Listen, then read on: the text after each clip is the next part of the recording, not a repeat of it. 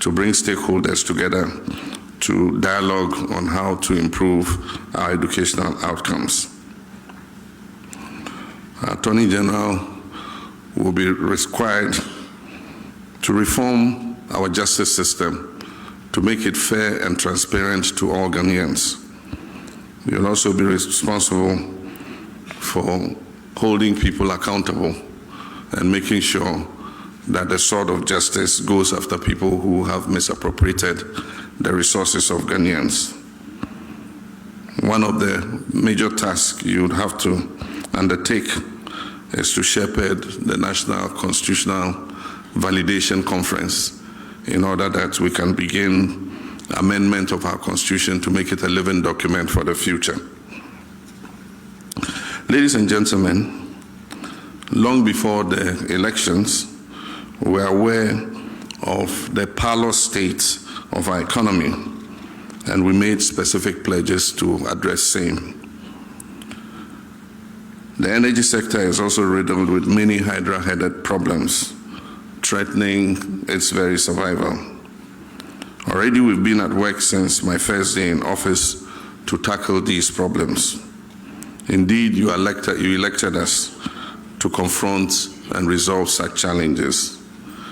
As you may all be aware, the previous government did not work to ensure the smooth running of the energy sector by neglecting to arrange enough fuel to power our thermal plants.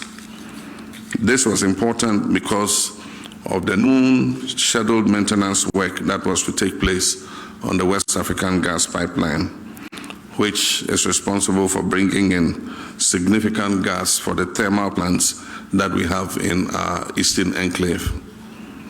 Through determined efforts, I can report that we have now averted the looming threat of power outages.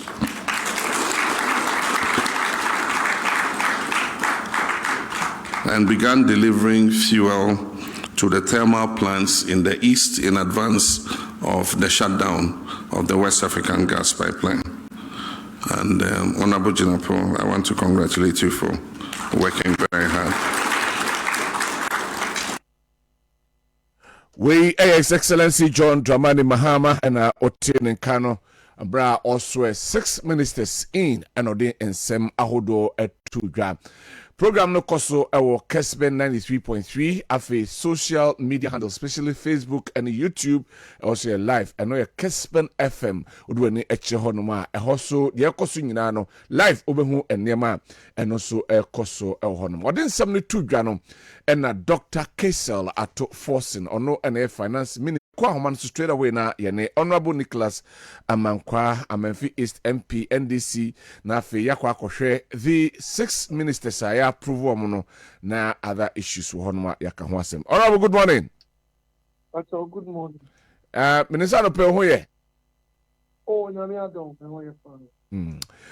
Enra omampeni etimi eswe in 6 ministers.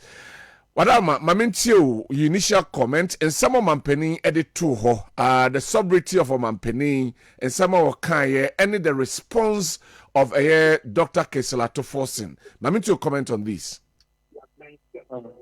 Good morning. Mama when we take point na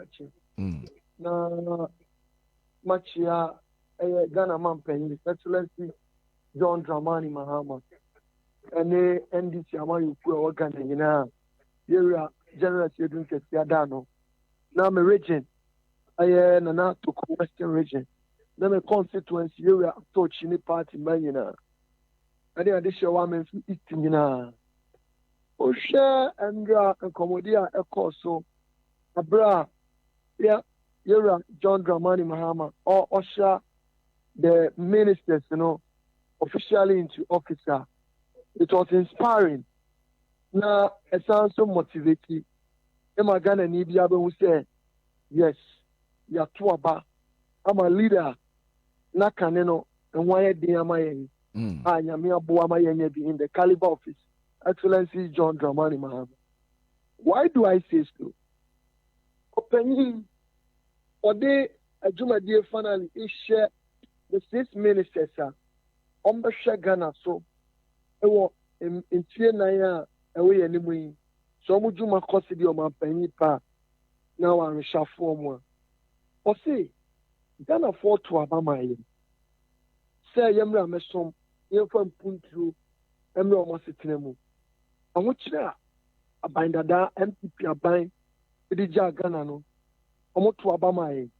Say, you bet me a yenti, you may your own film. No mom, dear men pet. Oh, my mom, any hand time, any jay, and it said, Omo to Abama ebe sumomono. Say, me you John Dramani Mahama. Me ti say, not disrespect to be a Danny Pano, meet me for winning Ejuma. And there is a quality of leadership. If you say, you're John Dramani Mahama, we shall not hold brass here, we're going to demeanor. Now we hear how ready he is to serve this country.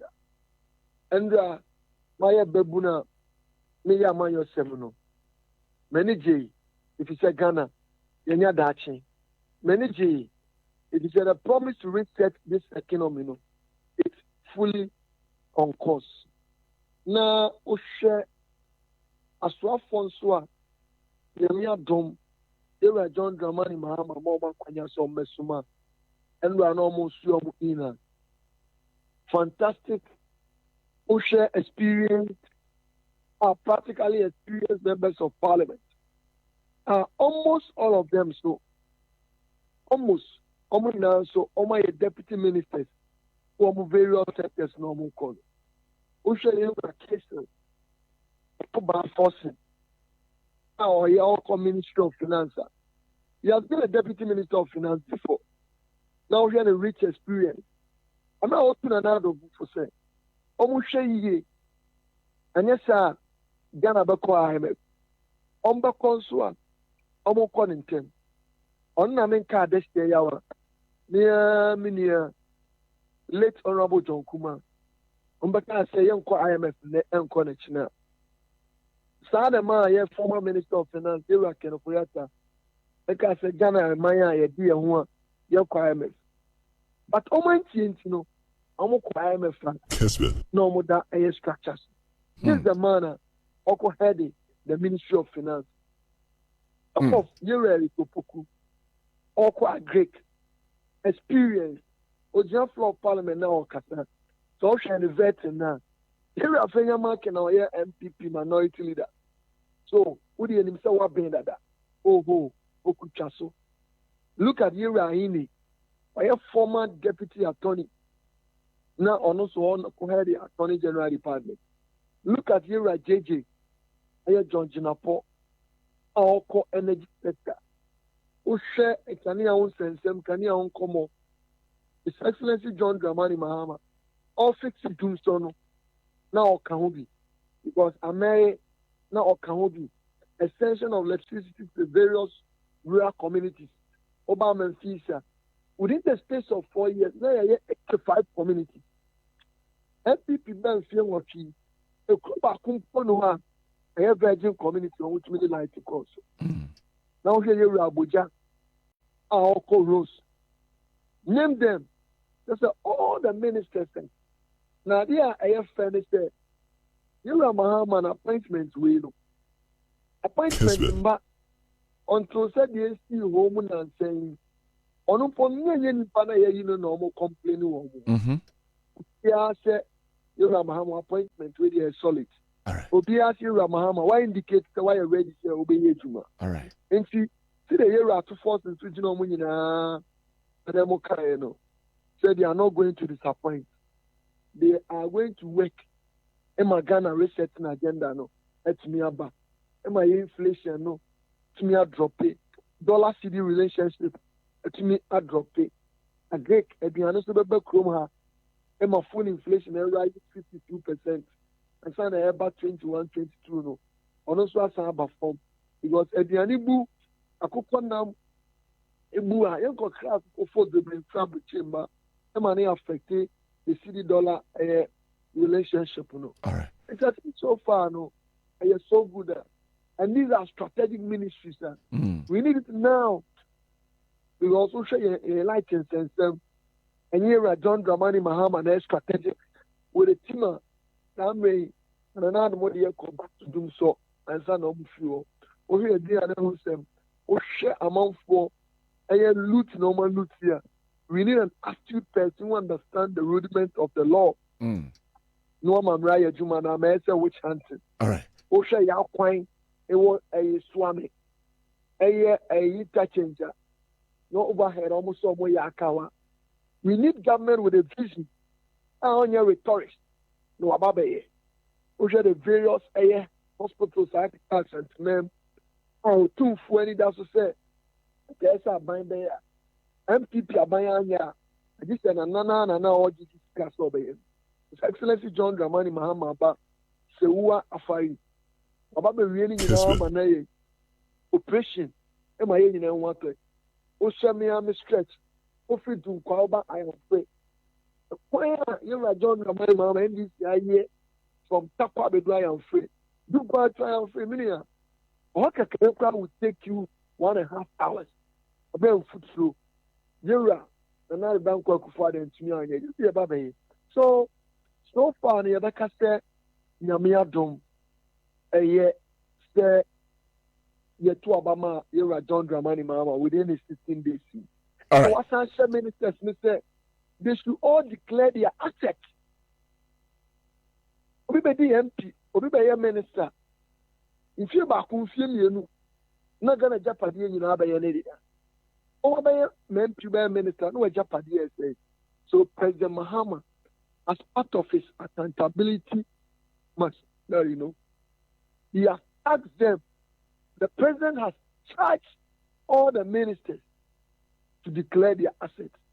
And by the way, from a year 2012, the Mayor John Dramani Mahama signed this from 2012, they said, Ocean appointment, Yaomea, Obien Fabrice, no Abaji post. Previously, there were ministerial positions here. Obi Okra, Tibetan committee, and you know. Are you a card-bearing member of the party? Or you know? Let us all take pen on the so-called into a new Fabrice, a picture belly, and maybe a who's over to any money post. But almost appoint somebody. Among for any woman at Tikromha. Good one our constituency. How many men how the Nado, near Rabomian and people can afford them. How many Argentia can afford to Obama? No money in any at here how they are party for almost party for they are nanoma, almost in anonymous. They are Ghana. Almost one when we talk about a mamu in the corner.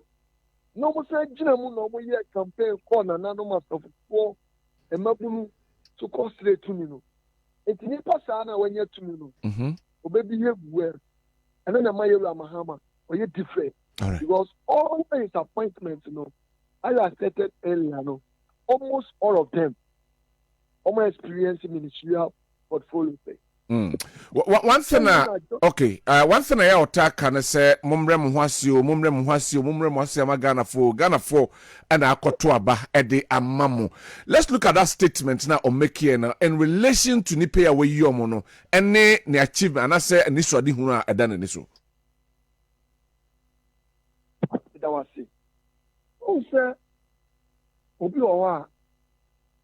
Oh, so no one about Ulisu General.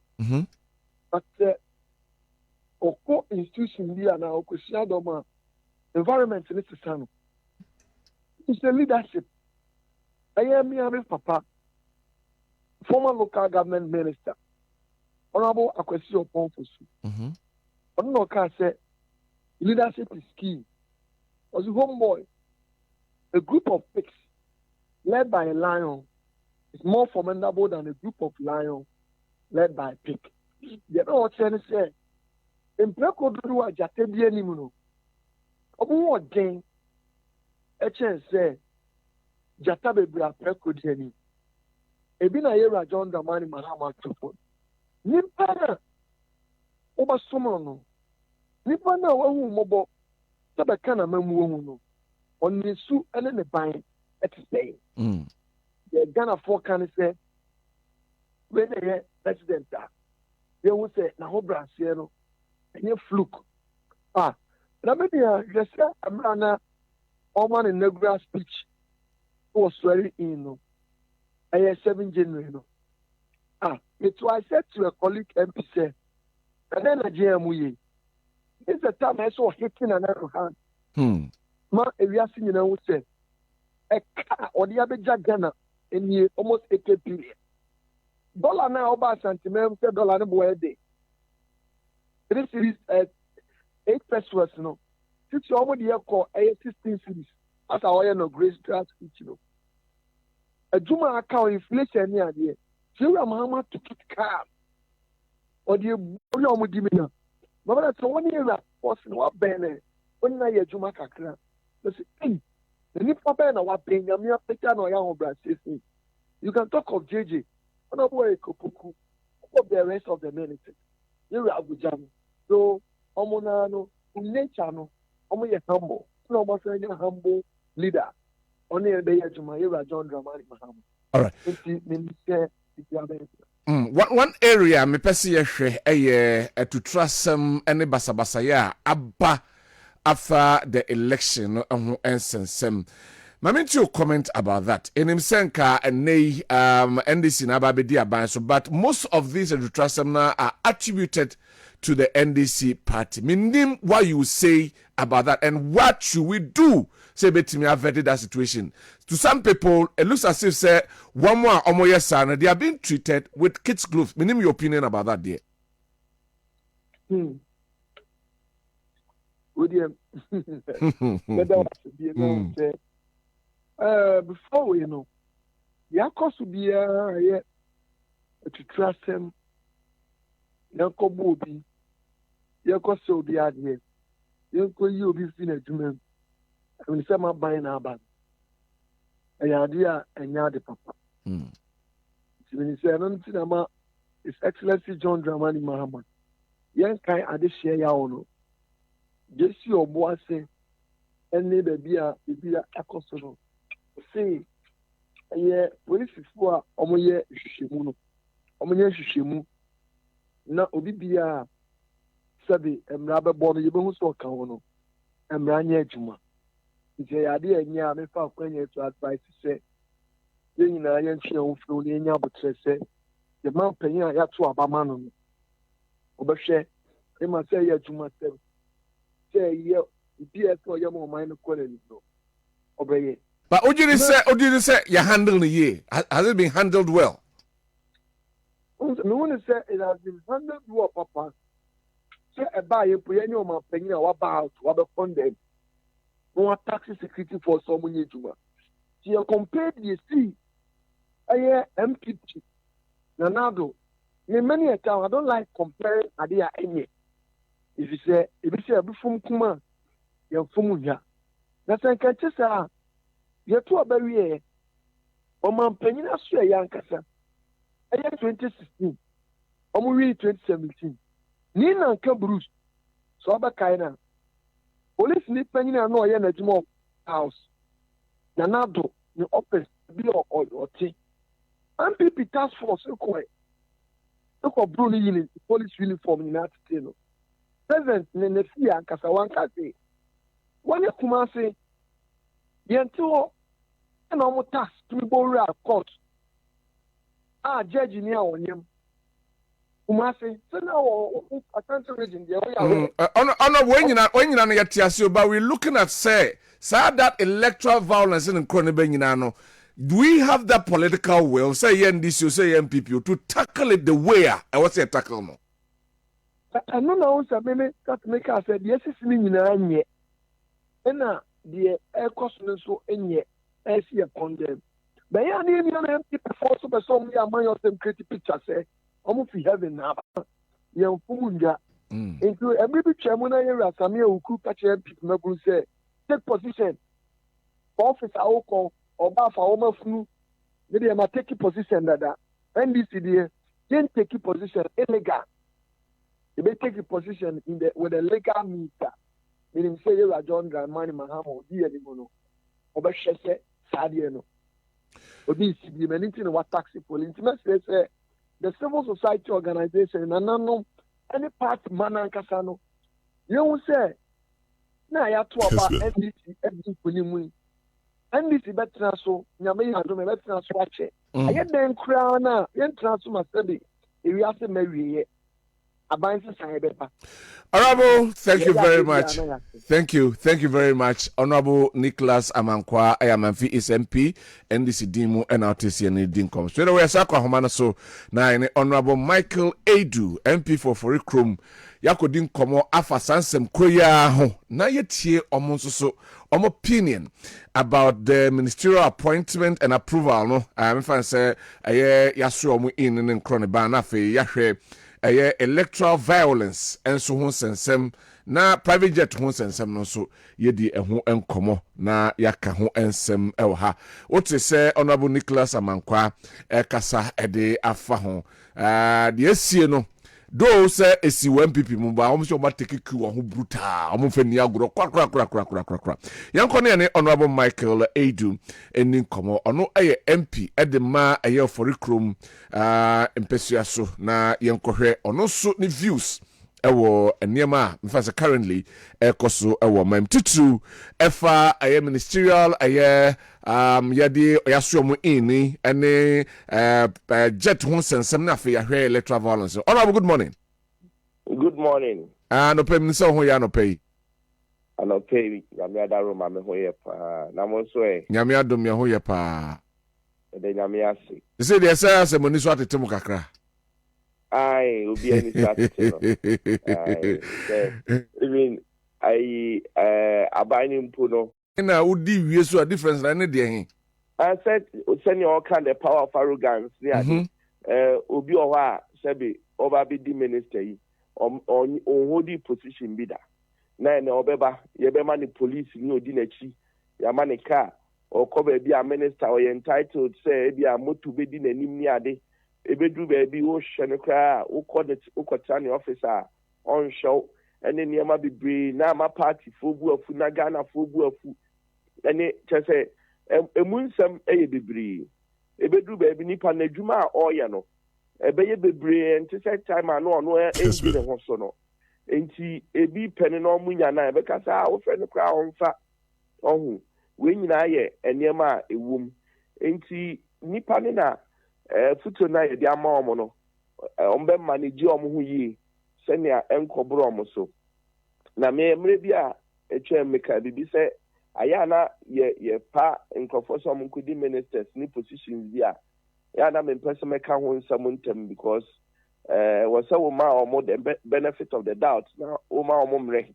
kakra enti da ye wo honeymoon period no enti be ma omo mre kakra na ebia at least be 2 quarters bi ni ahwe se ni ombe hye ni ma ase okay na efi okone na ye behu se futu a mampanyi de ma omo no omo afemu aba ana se subaida de bia na se dia politicians do na ataye no eno ana ebia omo sade eba amamu yi mu. All right. My young coin enough for yenhwe the electoral violence. Me say enra epeja kese ewo the house, the floor of parliament, ema mu debate ewo hom. Ma minti u comment. Akoye partisan. De bia ya na de akose say party we ni nti emma the authorities also mo take the bull by the horn no wo mo entimi enye odwuma. What do you think should be done? Ye betimi avertise yemfa party nsem emmewrom ne hu say a crime a crime. Enra ye ka ho asem ye nua Honorable Asenso Boachi ana kopejabai na de wom ne se eya reho wo hwe niam bia ekoso na aya de bia me ka se me de ye papa kwesi part asem ye oka o se owie ofo nsa na wa hwe de enra ye nua Asenso ema efri December 7 fa ye to abawie besie ne eniema bebre akoso omo kwashi obi ka ye nua Honorable Nanajman Pempe omo kwa attack ne honom chese bebre na akokoso wo hwete say even bantema kra na Honorable Asenso kasakra no ebi akoso wo bantema ebi akoso wo constituencies bebre Ghana Ports and Harbors normal call some CZ offices some pam adwumayɛfoɔ NPA National Petroleum Authority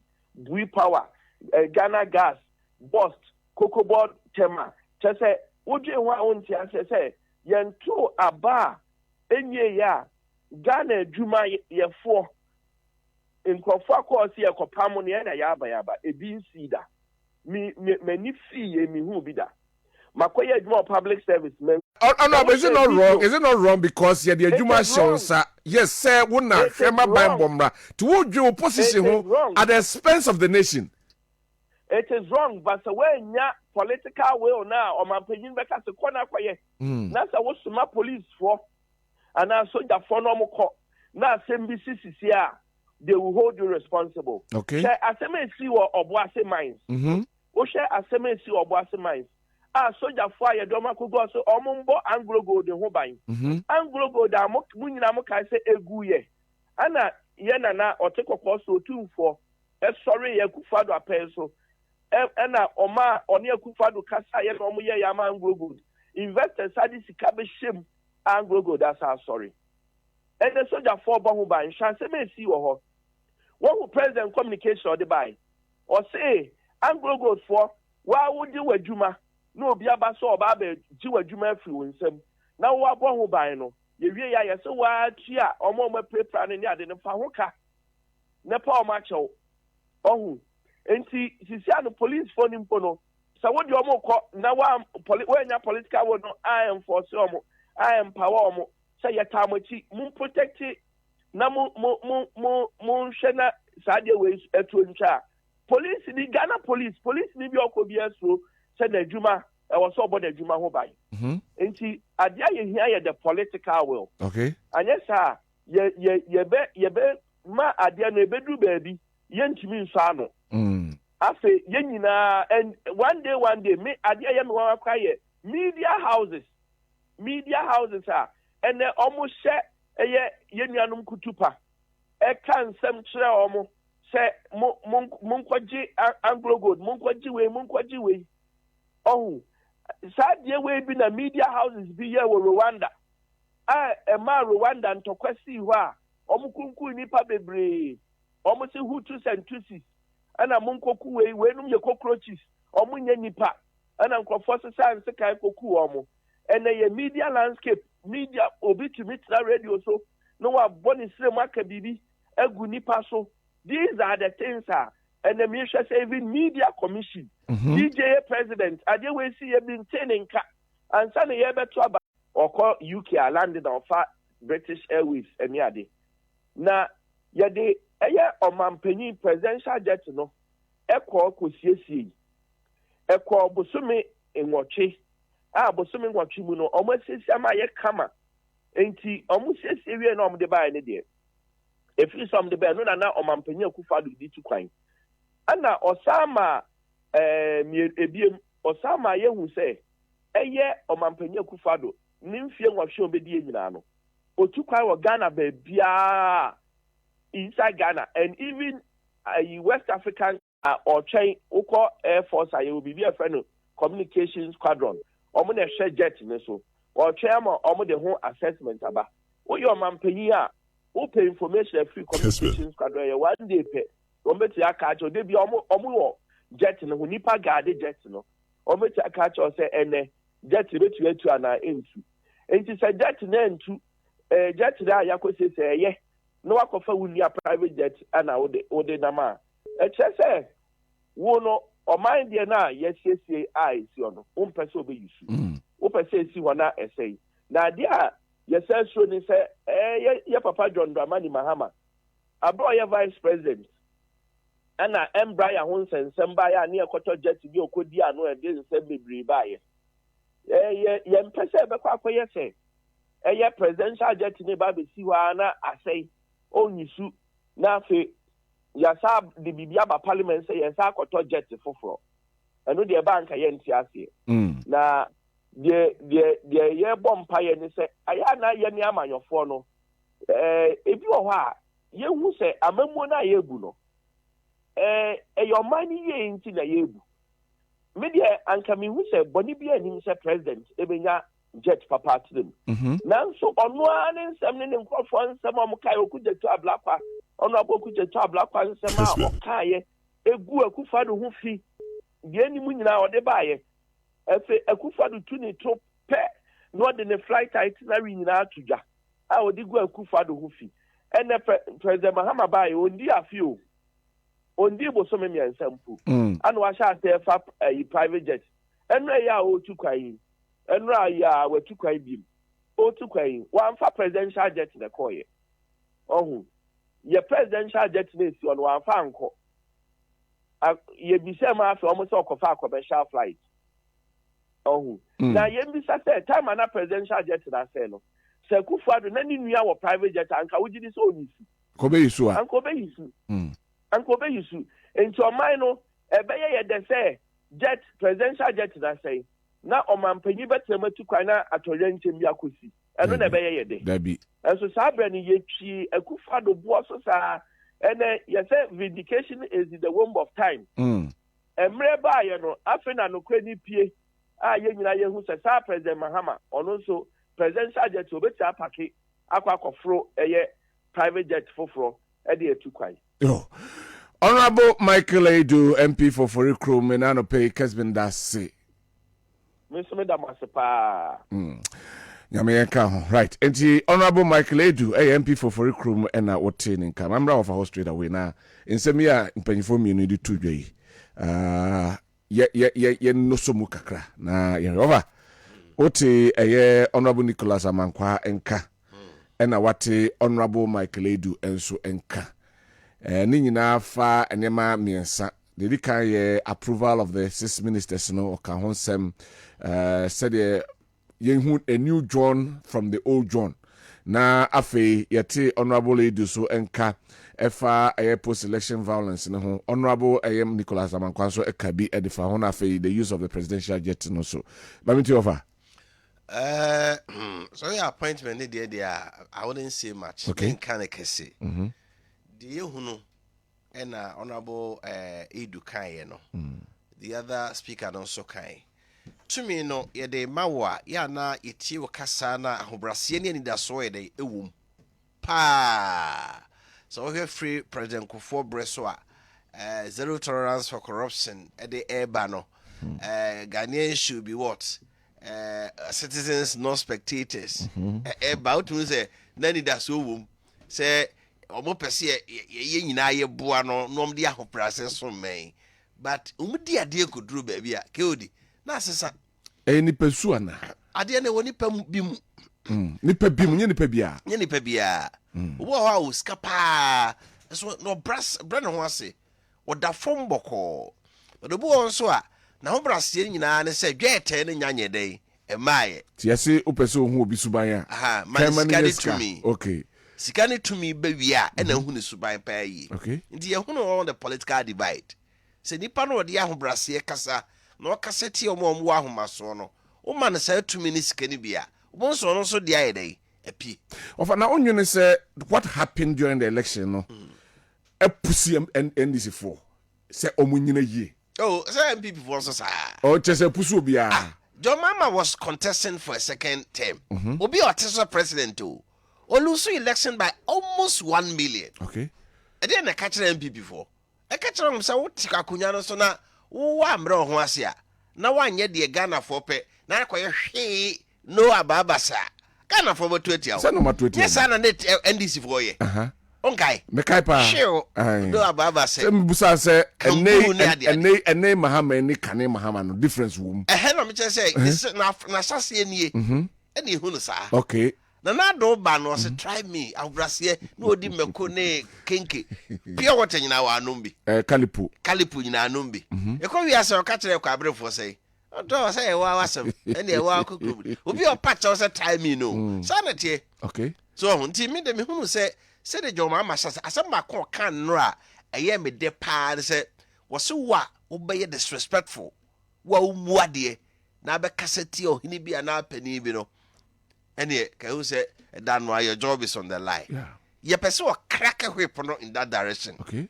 O say adi bi ana politics inti o monta you. Yeah.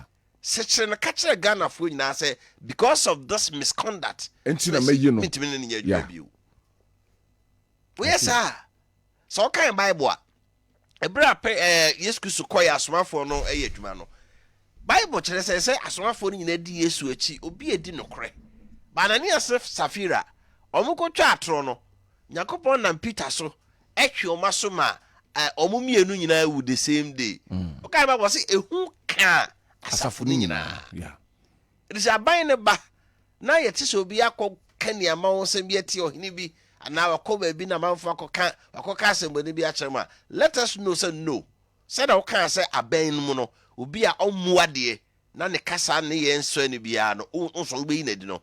Crack the whip. Ombetimi aye say obi okoso kaso nyamuma me din kunima me ba the mesia ne kanibia de beba for the amount ekoye ne doba say ho na make no so the ba politics man afei omo ba ba mu wi ana afei ase ade ne ye na yeden ayeden so be yi nanim pa sechire na me hu say we ye party ba pa but ade a wa ye de e no so eno ne pese hu say Jomama second coming.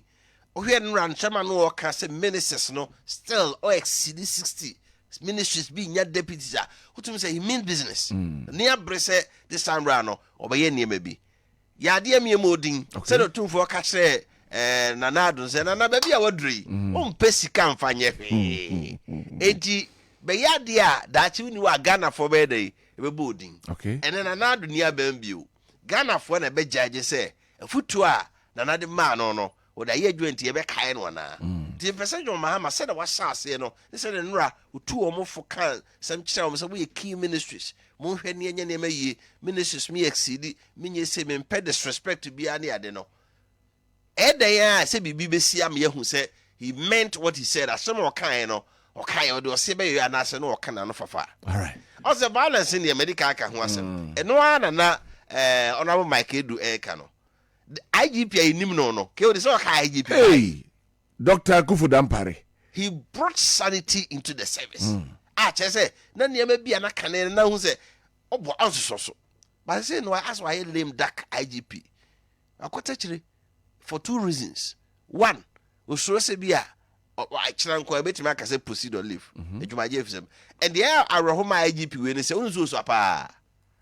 Omama be the IGP nyina no ebi obenya na bi aka 2 years so retirement who squad retirement aso ni ama no contract extension but IGP I think it's about 53 or 54 che say or more service tie yi different say sia che say we nwie ne mfie nu twa anyway the question is about we man ato aso so obeto aso onto aso nyina how he deals with the party it idea say o hwe pass no we dey crime say na make no na what ni pan family akwan so no why din and also the ba na ye king because ye hu adwuma na o ya so because he say in sakwasha ba na num so IGP sa ba na num how dare you go and arrest party people say o my say do dom court that's what the president Asemo can there it's time we toe that line so I know American say ka president be makwan say there be the omo ye dey crime nti say party makra ye nya omo now, my party for the better my president. What's the appointment of president here in the mummy and some majority? Let us see now. Coco Bossi Randiabe. Say no. Omon pet Randiabe. Okay. You need experience be you need maybe or more experience expertise. Coco meet my into own pet. 2 VR. Ora Kanzoya up and down no. Almost MPP Nipa. The Omon Peno. So, GRA. Opakwesi this upon something I better GRA so no. Also ko for na the Institute of Chartered Accountant no. Any apagya no anti some ko fan ba o MPP ni. Iti omo catch them and penny so nyi omo afiri ho a demonstration bi omo be ye no. Onko fa NDC for omo no bre ye nye dey. Emra. But well so well, I think that we are going to a place I say we are looking at expertise more than party colors. I don't know yepe. Yeah. I'm saying yeah true. And now when say party for so mompre. And so bende. Cause another Dankwah buy okofa OSP. No ye NDC ni. OSP NDC ni. Okofa no your friends say. NDC ni. Matinamidu. How come Matinamidu? Matinamidu no ye NDC ni. Okofa na NDC ni. E no de be OSP. E no resign. E no resign. Tinka ye du baabi a Yebeka say they said ye yako ye hwe wo expertise like ye no US no na se for no say on fa ho ne aban a wo so wonim die no so betimi aye dia ne adiama so ye but party for so ye bre ne no ne ne bre ye nti ye mpene anyway so balancing your expertise in government ubenya omo bebo omo adwuma no we say obema party for no so akoma ato omo ye mo no bone of contention now problem pa no anyway so anyway because they say the omasati pulu sankrofo no post o maye in the previous time the chere say omo nsem omo kan omo ne nyina chere say omo ya against Randy the omo ka say omo ya against omo chere say omo cocoa board ho no a omo hi obi a omo maye adwuma ho no bi a omo ye party faithful so akomo betima ye dey ne nyina ye godmother semi o aya semo ipa na wakoda no no so he na onye obi a oniwo a okwa ohun onim se okwa ohun eti obi a pebe bi a nipa kwasha u se o ade biduru ha se secretary kasa smesi na eba onamu yo to he na post no 1 2 3 bana omunyina mintimi nko ye bibia menyom se ye tiase I see it's a president na besi form amamra ye adwuma do aye bone ye party sem na me pe omo me experts normal be boa me ma GRA ma research na ye VRA cocoa board ene bibia ye a ke nyina ye tiase ye kono sa ebeboye. Anyway, so that is Wafa Kofi Apia. Wafa Berinti Mama Pana International. But was a Freemason for me, you know, Asia partners, no easy. Maza, your parado. Farado, President, Avenue Maakye. Was it a problem? One I could soon, I'll call upon the Grandmaster. I see. Ghana Grandmaster. Who you Thames be woman, Grandmaster Ghana. Okay. Omu yusu terms bi onams na nkomo be na mudi nyina na etie bi o. Afi omada ne nkomo no. Afoye nuanom nkomo. Nse President Kofo ekuta position pa when it comes to Freemasonry. Okay. Okuta position kese pa. Okay. Nti our investing my son no na grammar there's something like that in that way nti ebehwe. But Hussein Ibrahim ewa ha. Ono oko Ashanti Regional Communication Team Emma NDC waka ho ye twen se dua Boatin Henry ono ejema de NPP ebeba na yenkomo no ya twetwe ye ba mamenka messages no kakra na ewo ha no na afei yentoa so enso ewo hanom Kwame Fosu wo Boko Abotanso say good morning. Okujetua Dankwah in opposition was just doing his usual propaganda to win power. We a presidential director no ensensem. We say Mahama has started fulfilling his promises by sending money to the SHS school accounts for headmasters to use. He has also reduced presidential staffers and reduce his ministers. Mahama will be the best president for the Fourth Republic. From Sir Kabis, New Edubiasi Zongo, Ena Oduwe Abrayan. Lawrence Boache, Ewo Asenua Asorin Kwanta, Ebe Unity Oil Filling Stations. The management of Anglo Gold Ashanti must kick against the decision of government to make the company pay for the cost of funerals and bills of the victims of the Boase shootings. Okay, that is also your opinion. Good morning, Mr. Host. The reality, okay, see, the reality will dawn on the NDC and all their lies will catch up with them, as Nitiwu has said, and the MPP will be here to remember them of what they said in opposition.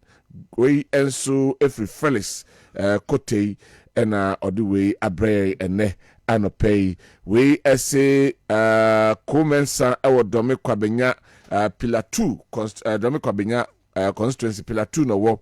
What is coming is better than what is gone. Ghana Ajigong Yamutu. Ono so ede minim sentia oka se eye Yamutu. Komensa Pillar 2 ena Oduwe Abre. We say KOD is the president telling us if some hooligans decide to do riot as a presidency and those hooligans killed the security personnel there, will the president say what they said at Obuasi NAGA matter? Ono your question Obusa said the ekoso Obuasi ne see wa presidency a kobeka de okan ye no Anna. One also Edia or the Abrene Anope Enono. We say good morning. What NDC members are doing, don't blame them. John Mahama should be blamed. John Mahama fought against Galamsey. Fighting against Galamsey is still pending from Prince and Kransa. And or the way a praying and ne pay we say Mr. Okay, right. So let's leave that one there. Nafi, Mr. Raymond is being factual. Okay, if indeed it's true, then they should call the operational boys who are alleged to be NDC boys to stop that, so that Ghanaians will see that the actions are not classified as witch hunting. Achota, Sehi, Debiso, and or the way a pray and ne pay. Who's in? Good morning. Good morning. Naboko de. Tachemada bujomna mojarudia furusani die. Boko. Yede nyame ase. Right. May I share from the ministerial approval no. And sama omampeni edit 2 aye na pointis no enim yen remo kakra na minti your opinion about that one. Nafi Dr. Kesela atofos and son sama wakan no. Nianhwe in the light of politics. Whether what they are saying is true, is feasible, and I say a bare political gimmick. Mamenti Hussein. Okay, Eddie Kine, Medawasi, near Konya Sadia Mami. Mechia Ghana Mama Jibre, our Muti, Kessben on the pay. We dear maybe I'm Krumasu and Pomo never. Now share lecture back or honum, we just say Muta granting interview power and him say. Your friend Professor Brinya, me born abaso, me danasi. And when you be 8 students be 7 beer or more NDC test conform be more eba me chain ebe damasi because now almost two fees ni sane manam so munko hunu kakra. In fact, what me to mu fees de amamu ama ene me no kase eni GI den aba. Enti Professor Brinya, our head of department, my political studies and a political science department no yeda wase nyame hiraw na minim say modern ba obo campus no mpenifo be brinsu de omani ayeden ehu enti adokodoko de bia banso so minim say mpenifo no ntimi nya because wona oso so yasene kakra wo ho enti Ewura Mahama so ne mpenifo no nyina hu dwumade a oyeden udi yeda wase pa na we de mpapa Dr. Samuel Sapon anope otien also hwe wa mama message sisi aso oti hwe ono so smeda na se mechia no for ene pa o ye de boy ndisi mabunu ne ye yi se ne be ya Europe John Dramani Mahama na ni so adi hu no wo so pese o de mu mabunu no ono no so eso mbia oboabo mabunu bebre abi mu frame me nim ebi mu me nanfofo a mo bo na baso nyina no ye da na se Nyankopon so nye de nhira no we de wa unua o Gabi so nim no Gabi wota betina ha ya kasa eja ono so pre MC ni bi ewo amanse na constituency so hwe Ashanti region hanim say ono nko ane communicator owo eye list no so one atwumampo noa ye maame Sakina omo nko ane wo eye list no so a omo saye NDC regional communication team members omo ho modern for the past 8 years nya easy osoro no pa no odware nso nyuna betena TV so na wo kasa na wo ye Gabi kra de ne car accident a ne car TV benya na dwunyina no me kan de ne Kessben anwumre bi amofre no wantumi kra nya den amma because no car be say ye nti minim say mpenifo so enim dwumadi soro nko ma ye de aboa party na omba award omo na ne pamu no yemu so ayeso yasora ye ba no se be hu ni say mpenifo mo dwene ho ne yeso ye adwuma ne ye di aboa eye party no. Now to them bread and butter issues no. O share Ewura John Dramani Mahama. In fact, me na me hu ni so was starting temper o. Wa sha sentem. The promise now promise ye no. Wa sha sentem o. Say yan hwe ye. Say yan hwe ye Ewura John Dramani Mahama. Before say Ewura John Dramani Mahama be free power no. NDC be free power no. MPP be mu nya hwe nya o Ghana bi o. Is it not early days yet? Ona woka maybe so. Ono a odi ne manifesto ba ye. Odi a hyemu. First 14 days de mi be ye nie. First 90 days de mi be ye nie. So hu. A ye chese ye so ani in na was start ye kwakwa. O hwa de wa ye ene. Me no ka se was what in the minister so from 30 de about 23 ampa. What you say oyo. Ene me no ka se o hwa ministers o ka so be yi omo enura. The big 6 me from the big 6. The big 6 Ewura John Dramani Mahama eso omo in na enra no babunu bia wo ye politics bia wo ye MPP ni wo ye NDC ni o afutuo bi kɔso aya wo se wo de afutuo ni ye adwuma yie wo hwɛ kama MPP wo aban mu a de bia meka MPP for so ma set up committee bi o mo de hwehwɛ de enti o mo lose elections no ba me wo ba me nkyɛn a memo free tutorial memo free just me memo report me nje wo hwɛ report ni mintimi ntworo hwee abra memfa ahantan ne dwane kasatwitwie enye de mba mu on say tumre bi na MPP for ahantan dwane kasatwitwie minister yetimi kasa dum so ba oyenaji minister o se koye o timetable memfa ho president koto ohene se o himponte won motimi kasa sore na chia me sani mani nyina na Ghana fo hunu se nyentete ya Ghana yedi nim yani o Ghana de nim se ya homrase man kasatwitwie ni atamdidie na emwa Ghana enya politicians nyina su Because 2016 similar things happened arrogance of power yemfiobia ma yedwanfu ni nyina ba enya politicians su meka no kratcho sasem ni nyina no na ye entro ne ndadam no tiro John Dramani Mahama so arrogance of power sa me yedwanfu no mintimi first or say I'm not magician to put money in your pocket sasem ni nyina no enne yero John Dramani Mahama journalist for motenase omoka sansem ni nyina ba be ka say ye ntro motenase ese ye mfa nto papa we su na mum na nya no kre osi odwanfu no musi dead goat ye den goat odwan aponche nti ta dead goat no hwe o nyansam no sebi nyansam no ko school ye ka say goat aponche enya aponche te musi Ro Mahama so no onye odwanfu no na Mahama sa ko ka so ne dead goat nya aponche nti na wo so du say ye ntro musi Ro Mahama wakoto ship ni Dubai ni amasa okan ni nyina journalist for no mko kan na be ka say MPP for na omo ne tenase plan ye ma journalist bi kura yi word keyword bi and then nam from we see jandam wo so no jandam for king omo ko tenase sport no ma plan kwan for so fa asem to papa we so nti Ro Mahama na hombrase ne di ni mu hunu say politicians enya politicians nyina su ebi mu ye bi ba nya ebi nyina Yero John Dramani Mahama leader na odin dis anim ne de ono wonte sa na wo hwe anu afutu ode ma omo na o say Ghana ne ba besom ministerial positions a media mamu eyempuntuo ene Ghana nkoso enti na media mamu na me appointee bia wo ye minister wo ye hwan all be disrespect the good people of Ghana for all mode eye power ne dia ma wo no ono on tolerate sa ne ma no on ti ase ma wo se ye fa homrase fa mbu o man no oka sasem we na Yero ato forcing ne ono na ye finance minister onya konya so oka se na o se Yero John Dramani Mahama yenim se wo de wo ye eba na adidi atem kasatwitwie ene asem ye nkanti obi a wo ye kronkron wo mu ye nye sa ne ma no mi gina me ni me nuanu na mu aka kire wo se ye de se bi ye nkasa nti ahemfofo sebi se nema bi koso ya ba mu na nya na Ghana for kaso mo mpa ye mfa kasatwitwie bi amfa mo because kasatwitwie eya atamdidie eya ena nya abo akwase nko na didi atem Yero John Dramani Mahama yi yesi uni leader no ina se leadership by what example and what ma kire me ehunu sa mpa wo ye competent leader wo ye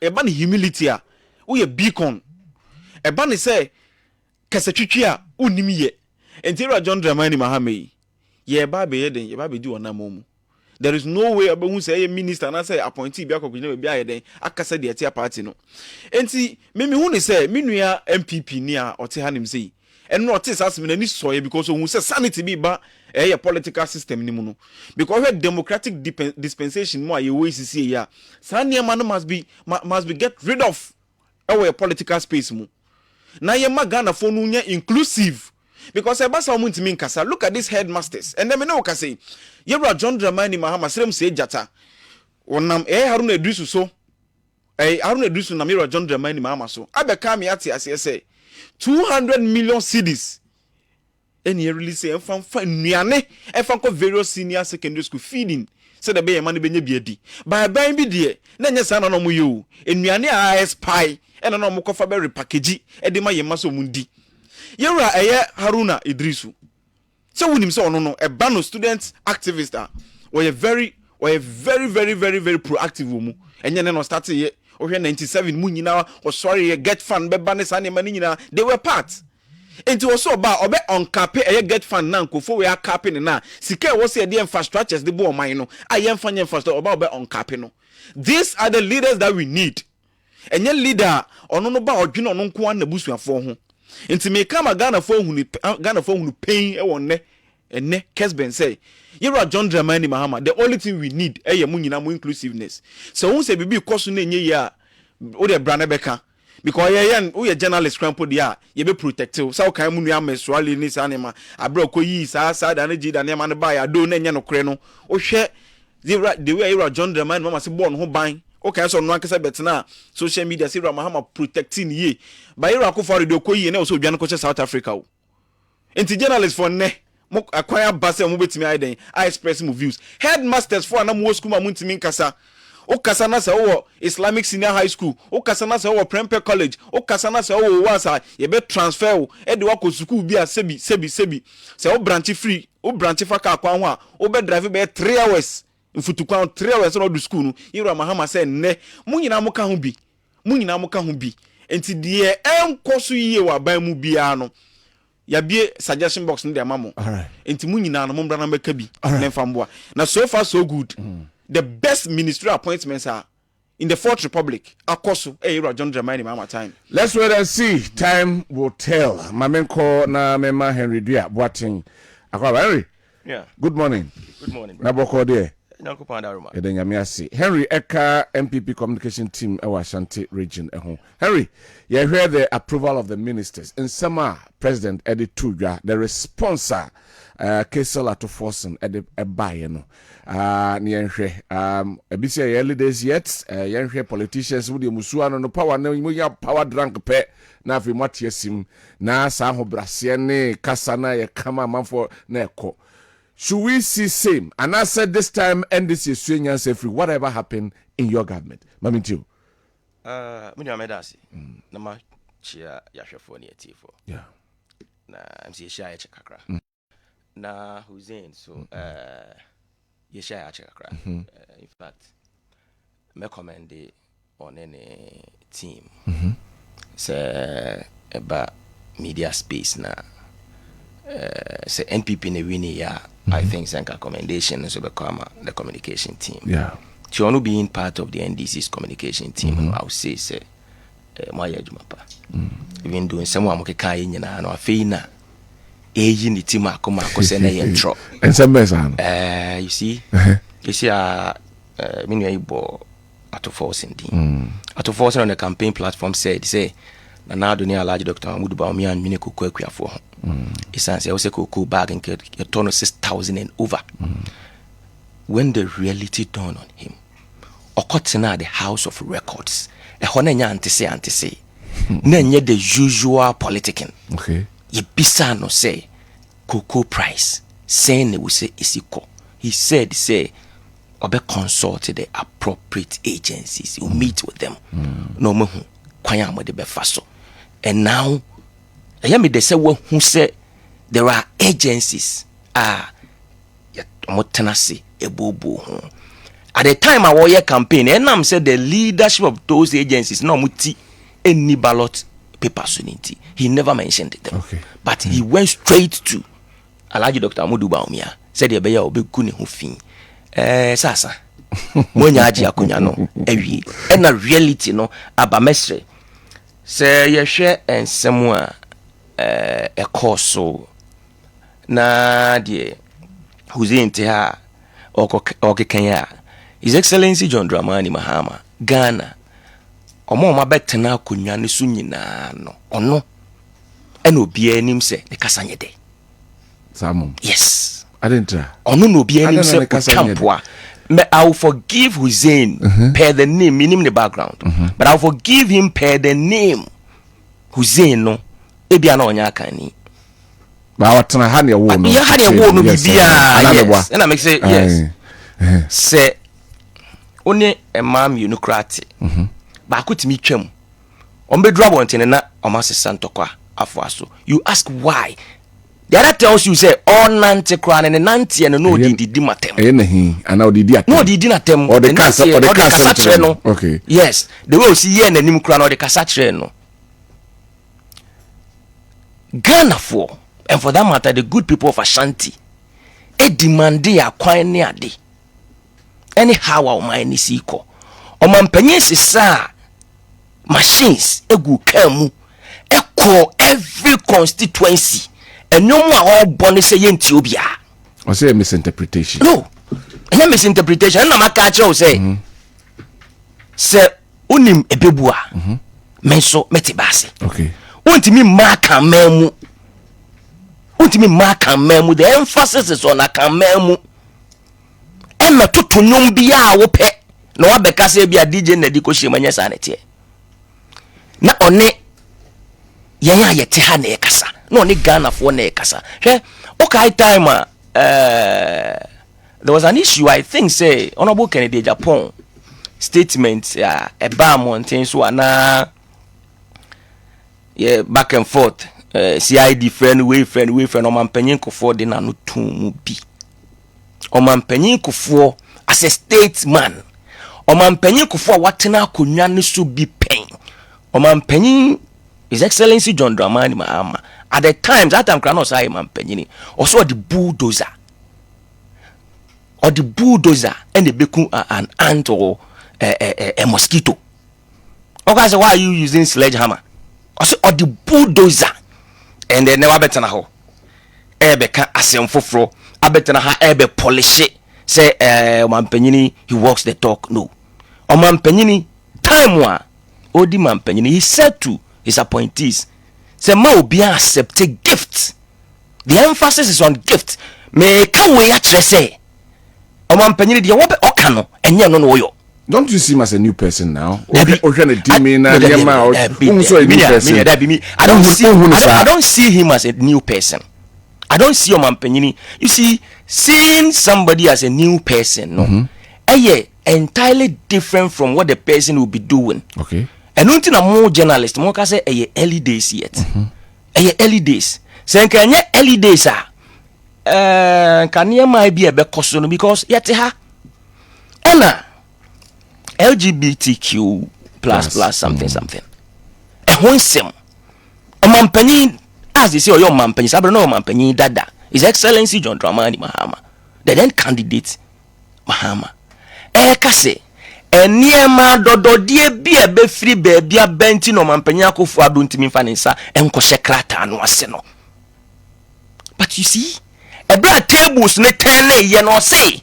Senka ya cheche sa niema we kura wo yesuku mu a enke hu hiam posi e beka so mampanyin bi emfa ne nsan ko hye krata ase adan na at that time one kasa asem no because he was a candidate then since you are president the reality has dawned on them and someone mokeka ye ni nyina no I believe say Ghana for aya sopa 80 said ye ebesi akobia mesre na atofosen apart from ne no you see na was say Jinapon so say your first batch.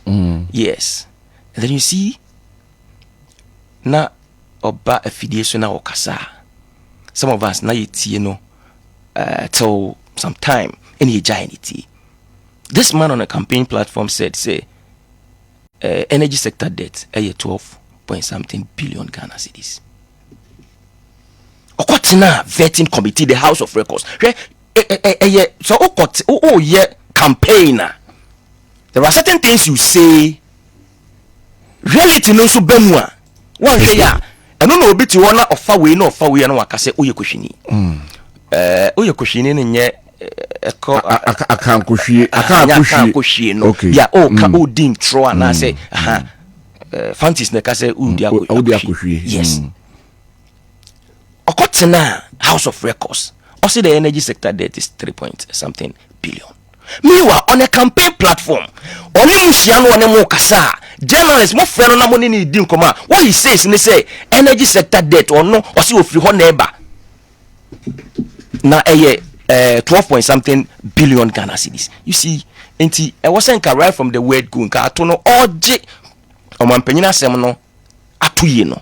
No, I can say, Papa, de Wokano, Yebedisono.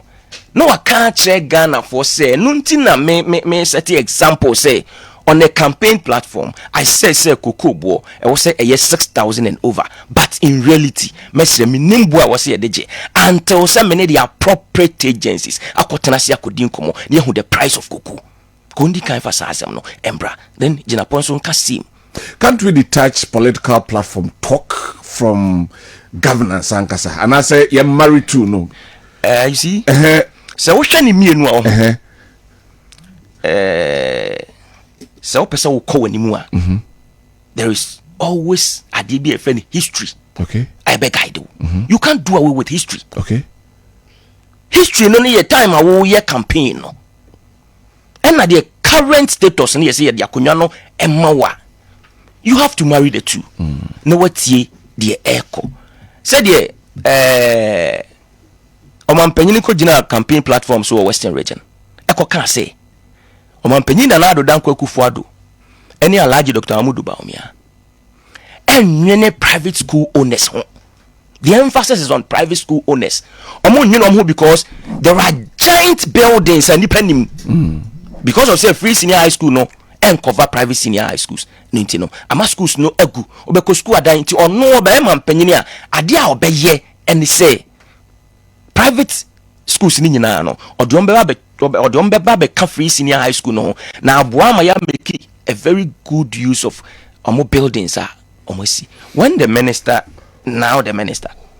time I will call parliament or call meeting the vetting committee to no you see private no there was a question on the private senior high school say omo be really when are they going to I say no for now no bibiasa anyhow inti afeina omo betena se no mahwe if there is the need to do that oya campaign no one ka say me din kunimu wia me need the appropriate agencies betena se me need the stakeholders betena se me need Ghana for betena se na ya hwe say ye betimi an incorporate we mu private schools no amoma be kan free senior high school no ho a one can say they said there is excellency na nado Dankwah Kufuado free senior high school by now only for senior high schools as a teacher da bia na me bom nsan no nkra tron so hwa wo class de wa be pa no menim de entire na tell sisa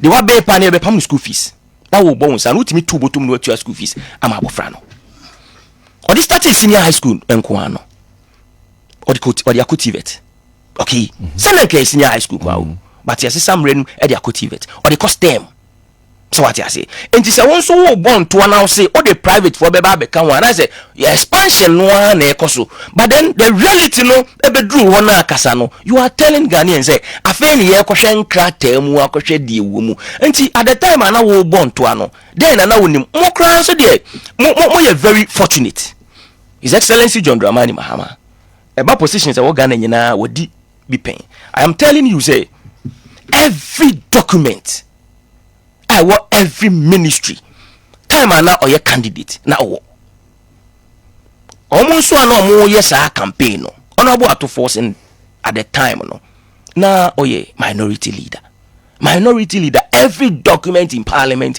you have it because you have oversight responsibility maybe so you committee chairman or committee member bit me a friend say even a committee chairman bit me a friend say there is this report I hear someone from that and the time na mo ye campaign no mo nim se sanity ana enti ye be stre wo mo ba bia duro no yes say koba se afutuo no akono say Omanpenyini will walk the talk na enkoye the usual politics na obi anim say that is the hallmark of the NDC dia ene said the Mpenyini aka no o say nkwan no eyeda etano sebi no meye oman papa emeye metigana I don't have any intention of traveling into say Ghana ye ya say meeting you but only hope say no you don't have that hope. I don't have that hope. You see said the Bible can say eno yesikani no kan ye say sikani ebeko heaven no comparing that to yoma or ko panie to krumu no yoma or ko panie to krumu krane there is hope to me you yes then Henry hope yes me say yoma na there's hope for you. There is hope for me. The president and then the NDC and then the appointees. Everything you do, maybe I'm the Ghana. And see, no man, penny one country say or the ministers so. The ministers are what is here no create ministers so. But me, yes, early days yet. But me also man penny there is a U10. Or presidential staffers no. I say DB could cause duplications be near there. And no, I wrote something. Now me share stand up with the position near the chief of deputy operations. On any operations. Yes. Na Bevrolati. Yes, so yes, special envoy to the alliance of Sahelian states. Yes. Special envoy to the alliance of Sahelian states. And back also Professor Francis Dodo, National Anti-Corruption Presidential Advisor on National Anti-Corruption. You see, there were some positions in Mabaimua. NDC for the communicators said, Yampu. These two. Yet me. What was the first time? Sadi we the Empress can say. Say Kaso be a special advisor, and I was a special envoy to the alliance of Sahelian states. On foreign affairs, when foreign affairs, on in a Jumano, Bibi Kakra, is there no resemblance? Maybe he has a reason why. My question is there no resemblance? Because I also am some of the ministries. In fact, the offer say we mo na dwuma ni nyina ye pe no. Even ministry na so kra no. Anke you say be hia nipa bebre di o ma ye adwuma no ene ade no. O meje. But uko separate sadi we, and I don't think if it's even there. I have to check it. I have not checked whether it's there or not. But at the sight of it, I see say sadi we. It's still job for the boys. It's still job for the boys. Job for the boys. Look at agencies are anti-corruption agencies are a Ghana.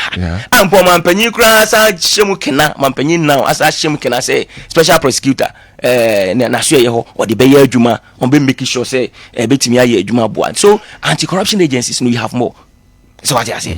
And, no, appointees. Begin over here, over friend, say, or may come once a winter, and ye won't be mamma come once a winter. And say, your money, I say, and you may be why a duplication.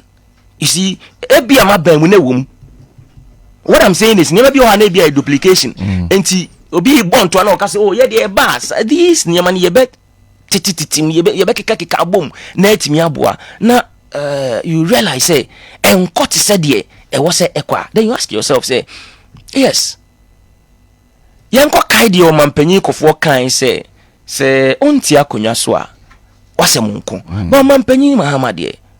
In fact akonya no unse emienu wodi ka tena ba akoso ketwa no ana betena kese ne so ene wakwa aba asa betena kese ne so. So I am telling Kessben etifo say ye wo mampenyi bia owo pepa say obeji Ghana esi hwa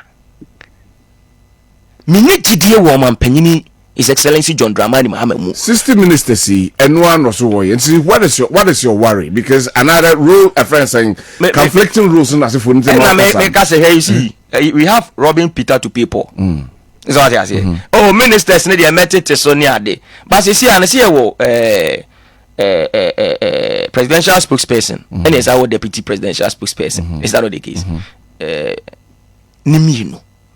We have communication ministry or why on for home ye juma ho o ba yen ya ban mu a na ye decouple the information ministry from the communication communication no na solely a technical IT semones aniema no na communication ye de show mo sama omo ye then the information goes to government business semu aye kokoso o man mu.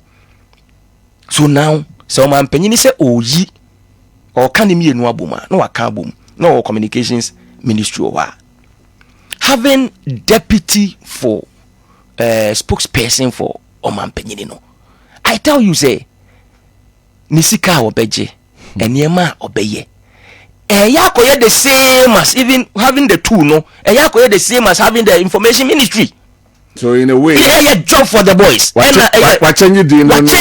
No, na say Emma Wayne Kosha. Na Dankwah say just presidential staffer. What was the last time?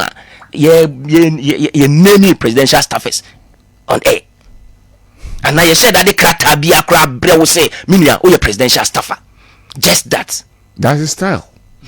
Just that. Oh, your presidential staffer. That is his style. You see, I don't think America say a job for the boys. A drone, a bench, Henry, I'll come back to, but I'm not saying definitely you will have some rebuttals. Now, for you move on to the next one. Okay.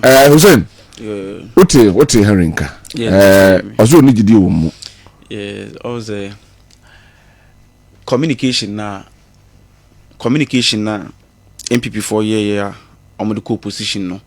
Na me say bia after elections no omo be CMPP kakra free mo na omo asesa communication styles no. Omo nya asesa ye. It's a Ghana for no. He's a Ghana for no omo no. Omo hu no kra na ansa na wo MPP communicator wo hu. Ti say wo betena na okeka nsem bi na say nimu a omo akasa ho. But here I will completely debunk or completely, throw that in some kind of F.A. John Dramani Mahama into a dustbin and close it firmly. Number one, Osira Mahama Asantema yes or pe aquine sa no mano. Yira Mahama the speakers at the cast and in them Kumasi ha and Robo Yenti Ubia. Me know what him say.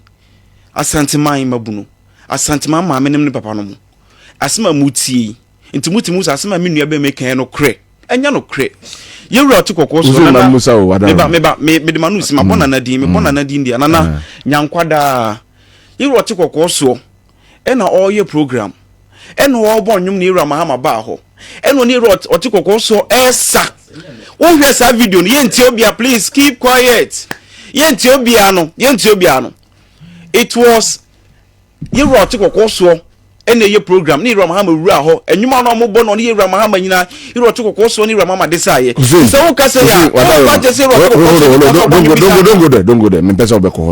But do you mean to tell me, say, I insist Samo Cousin Kumasia, no more boss animal. No, Yentio be under near Cousin Kumasin Ebo. Who videos, maybe a video in the bra. Thank you very much. What I say, videos, videos, maybe a video, Ramahama Kumasi, or not to Kokoso, Esa, Yentio Bia. Thank you very much. Last one. Meba. Last one. Emio. MPP for me, Mumma say me enjoy communication na ye ne sa no. Ne enka no kre kakra. O say Ewura John Jinapo say energy sector debt 12 billion cedis plus. On the unfalse evidence na mrame. Listen, ye free power na 2.1. And na okotena committee na nimu no. O say a little bit over 3 billion. So where from this 12 billion? Mummy enjoy sa nema no. O say to force say Ewura to force so. Temo ye campaign no o se oba ye be increase cocoa price e de ama eye akuaefo na okotena committee nanim no vetting committee nanim no o se just one some agencies be kasa answer you were to force and say in collaboration with the minister of agriculture on be increase agencies be na no ka ho asem o ka say tamana na or campaign no ntimi bo agencies needing was it with agric minister and it's true a agric minister in charge of this so in collaboration with him no they can do this so let's stop this kind of politics. All right, so let's move on to the next one. This vandalization, destruction of property, taking over, and then crony burning out. This time I shall say from Henry Ho. Now, Yahweh, whenever there is a change of governance, this Nyamaka, I shall say it twice a bola sujano. And escalate. Kanena katobu to nomine host a friend saying toilet num any nasi for ena edge say abba ministries and agencies of government. Where should we go from there? Yentrasi Emma Sane main koso military and I'm military from the police apparatus, political leaders. what are we saying? Anya kakra ebi anamete hanom ye adwuma na ababi asesa no mabɔ wura ha sɛ asase kura aban dia enti ye two free honom. When should this thing stop? Manisha say free Henry. I mean besada CB at a quick idea. I was only being charitable with you are being charitable with His Excellency John Dramani Mahama. You see, fact is fact. I am the say will be sound saying one TB. Meaning say, wow, we are middle person, I won't political party. You also heard it. Into a tier 4 ATA ebejeje. Even with the statement you made. Oman Penika say, Sembe disika kwa kra be ye mwa kwan so kra no enso mweni. Ono so mu school too no. Media me say. Oman Penyini ka say ye oh ye can summary. Yes, so the Oman Penyini ka ye. Oman Penyini ka say. Te ho mata ho nyina awe. Bia wo ho mata ho. Oman Penyini ka say, me disika kwa kra ye mwa kwan a enso mweni. So okay na wanka. Anyway. But you make out say ansa na yakom say die enti no mampanyin kan asasem no enye ho ne ye wonne alright because our friend na wo tie no de watie e de ko enti ye be we have to walk the talk alright yenko yensem so you see say ye beto aba mfie nwotwe na aban bi asesa enye news e wo Ghana. The second day of elections, after elections, I did because of Ghana.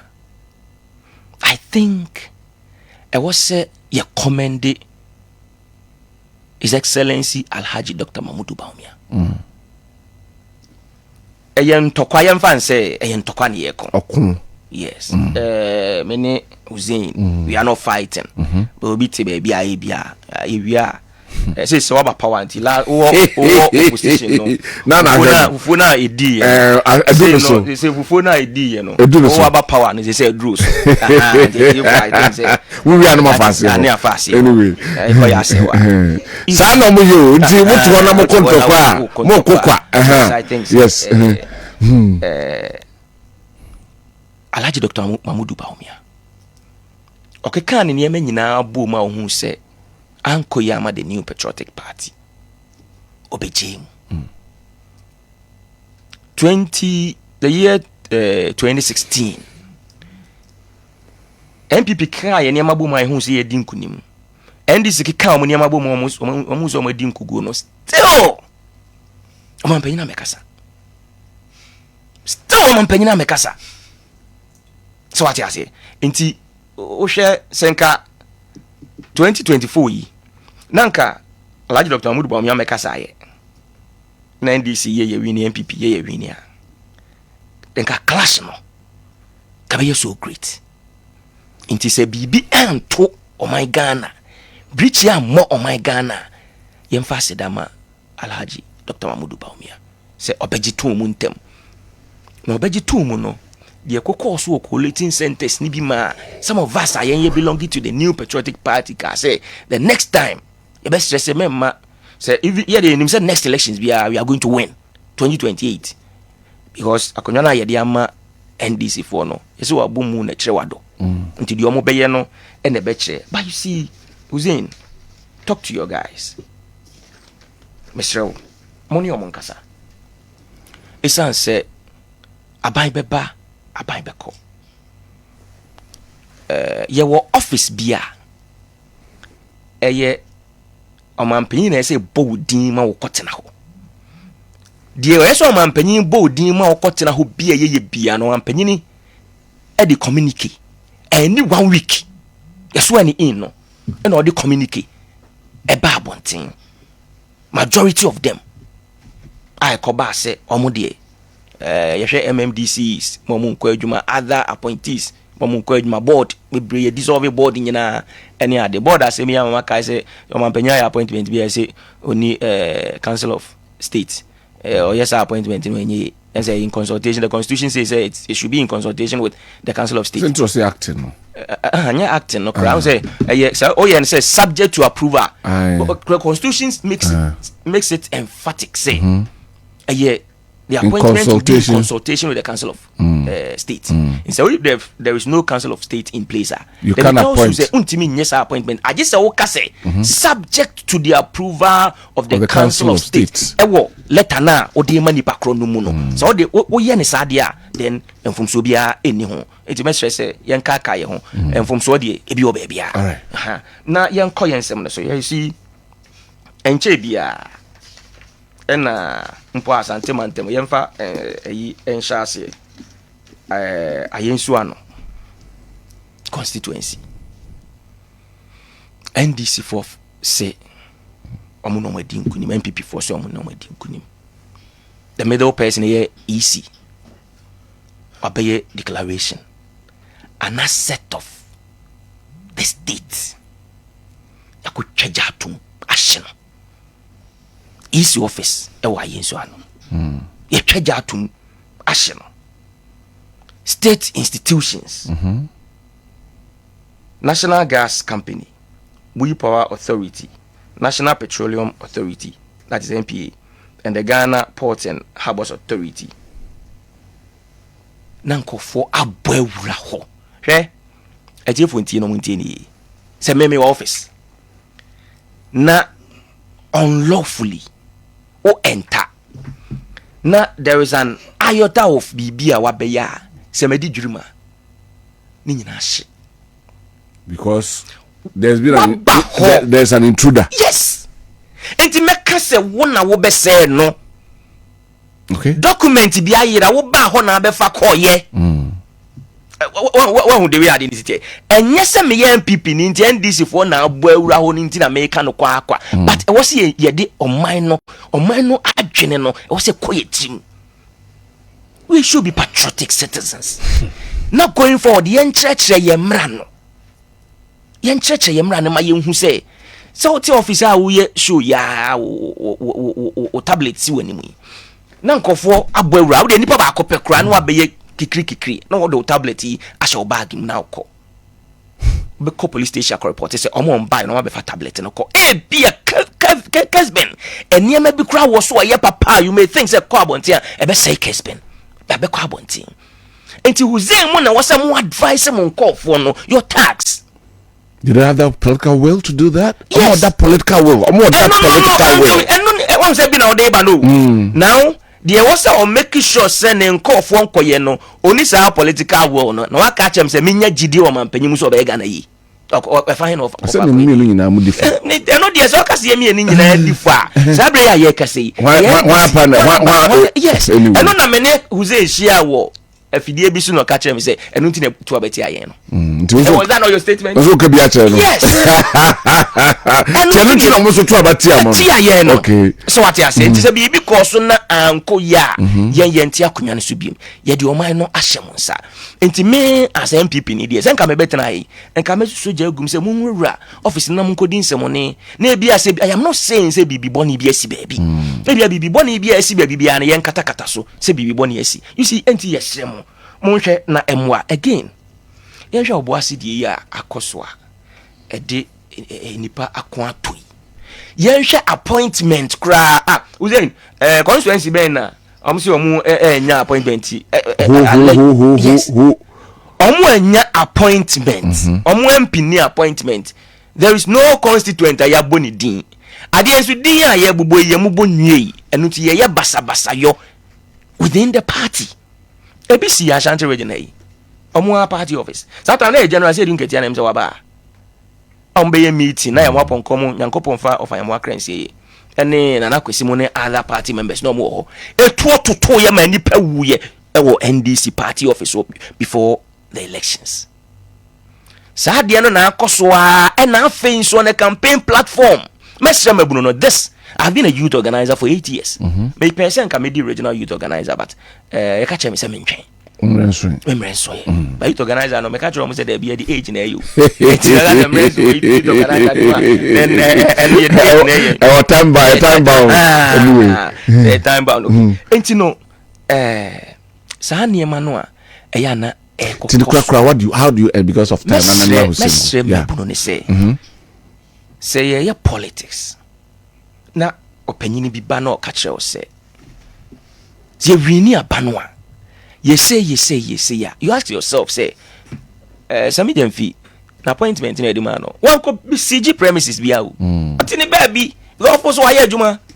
Otini baby ni abonidin. Bavlola tene ya there ye Pablo Mo, Ayabobo Bomudin. Omotete hone ya dia show muso, so that is the rule of the game. Obetena sene ya kanche o se kwa ha. Na kwa ye adwuma na de krata wo se kwa ye adwuma wo e de ahye wo nsem enya ne ma hyehye anyway you see hwe ena munso media mesremo edru me bia mo kasa mo hwe ne ye kakra ma ye some of you edru me bia mo hwe ne ye kakra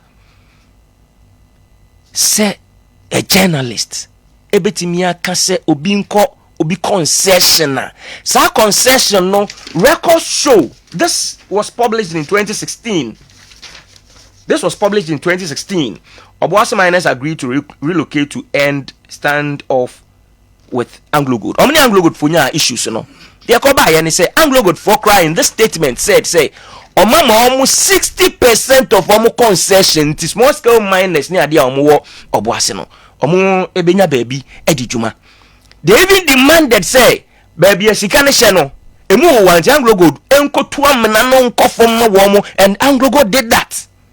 So what I say, not just a statement from a journalist, a statement from a woman organizer saying says ye ba mu ye be kwa kodibi enti mu de mo ya ne say mu ko no okwa campaign ni 1 cedi de ba ma ni 2 cedis de ba ma say abrantie ni ababa one owogidie was the statement from the woman organizer or owogidie from the statement of the president or owogidie from the statement of the executives and konkoye saade no of course say a mad rush adiano abano pere na kopa wode that is sa adwen ne wo mutim but I am saying say enye sa na tie tenase I say ye wi aduane no positions in the door so pa o door so pa anti obia NDC for no mu nyina mo nsa be kam de na mo sei Ghana na mo butu Ghana ansa na mo diswa na yakoya na say you say na me tio yo me da say edikan we die me ma atifo na hwefo nyina hu se me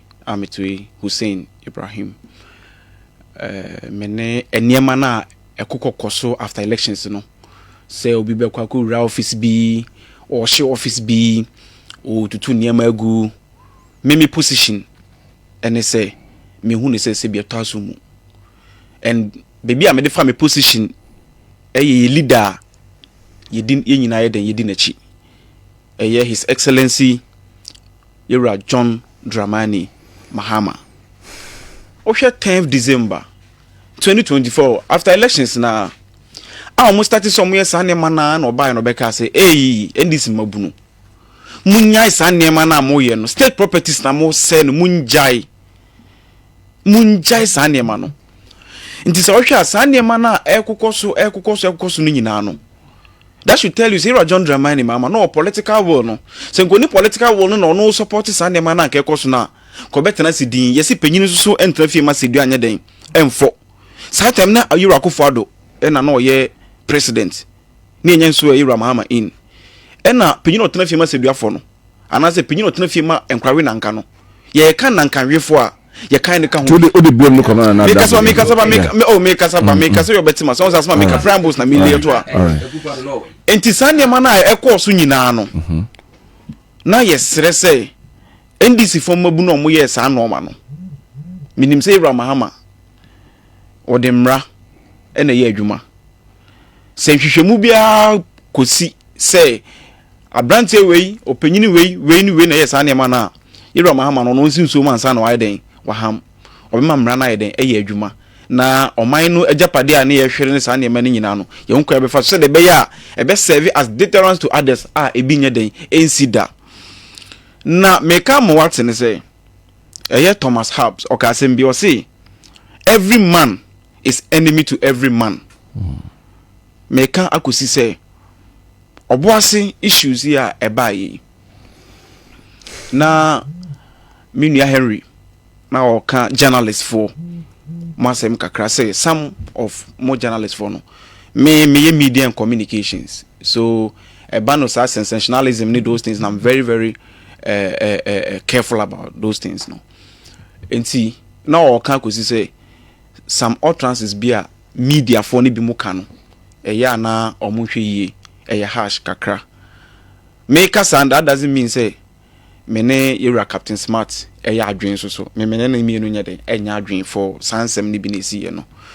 But fast forward, the who is a MPP Deputy Speaker of Parliament, Yura Ejo Wise.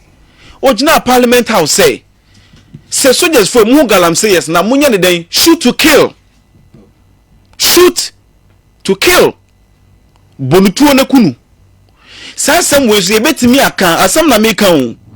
Yeah, it's a Ghana for a better man. Say, as I'm not kind of so, it did soldiers for the Bimutrimu.